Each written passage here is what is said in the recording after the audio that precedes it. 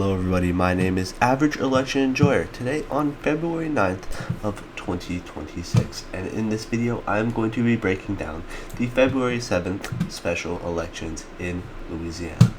The first of these is seen in the Louisiana Senate in District 3. It is a New Orleans district, so very much so a blue district, with Democrat Joseph Bowie resigning in October, and Bowie was unopposed for re-election in 2023. If I am butchering this individual's name, I would like to apologize. As you can see, Louisiana State Senate 3 special election primary, we have Sidney Bartholomew and Ken Barnes advancing over Chad Lauga and John Johnson. So congratulations with Sidney Bartholomew getting 43.6% and Ken Barnes 21.7% of the vote respectively. So congratulations to these two individuals on succeeding and through the primary and advancing on to the final round. The next of these is going to be seen in the Louisiana House of Representatives with District 37. Located east of Lake Charles. It was last represented by Republican Tony Romero, who resigned in December.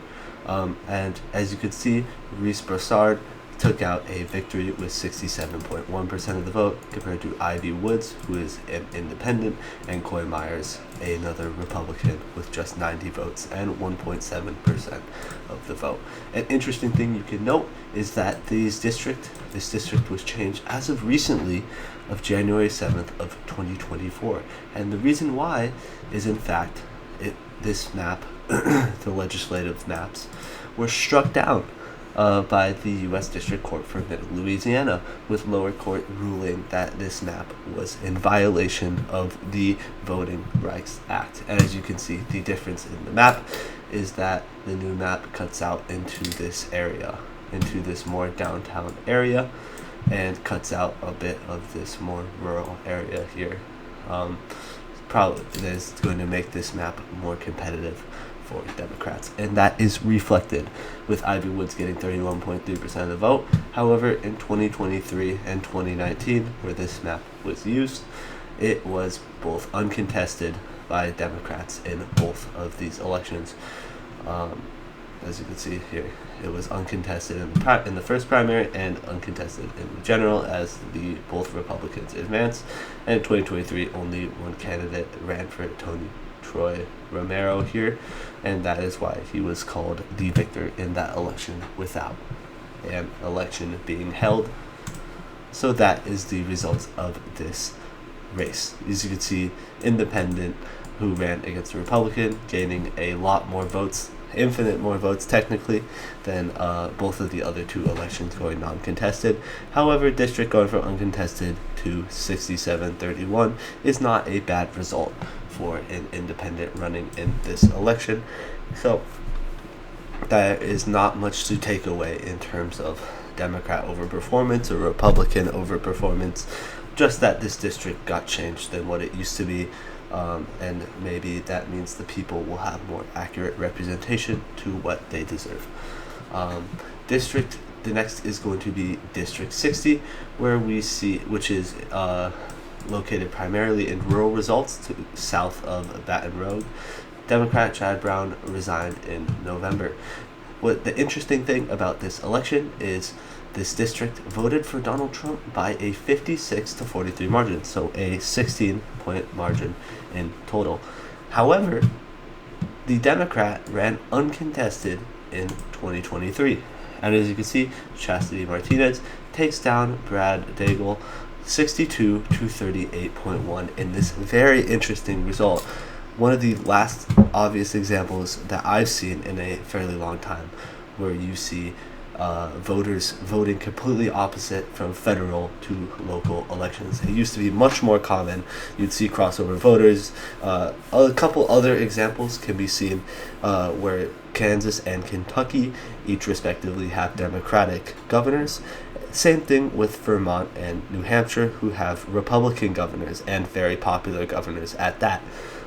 Those are some of the last dying examples of states I meant, that have sort of, with politicians that have crossover appeal and consistently vote differently from federal to state elections, and this is yet another example of that dying practice, unfortunately.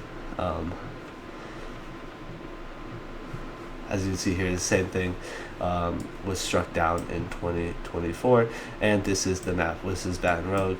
As you can see, it said south in this rural area here, overtaking some of these smaller cities and down this river here. And if we look back, as it said, Chad Brown won uncontested. Chad Brown was contested in 2015, however, he would win 46% of the vote, independent getting 25.6% of the vote.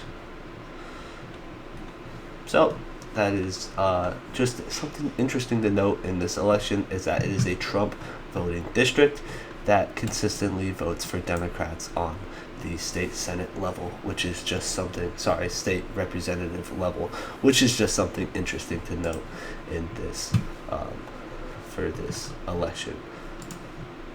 So the next one is going to be Louisiana State House 97 special election primary, where Ed Murray would defeat Eugene Green here in this election here.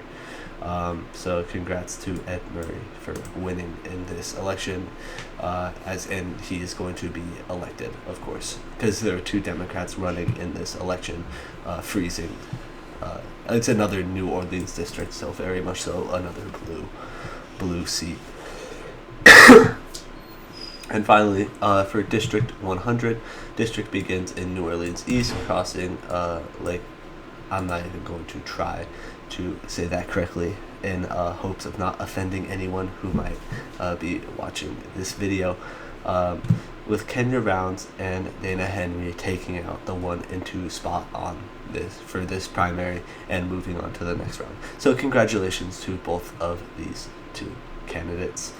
As you can see, these are just some of the next elections. We have the Oklahoma City mayor scheduled on February 10th, as well as several other special legislative elections upcoming tomorrow. So look out for a video on that in the future. So I'd like to thank you guys for watching this video, and I hope you have a fantastic rest of your day.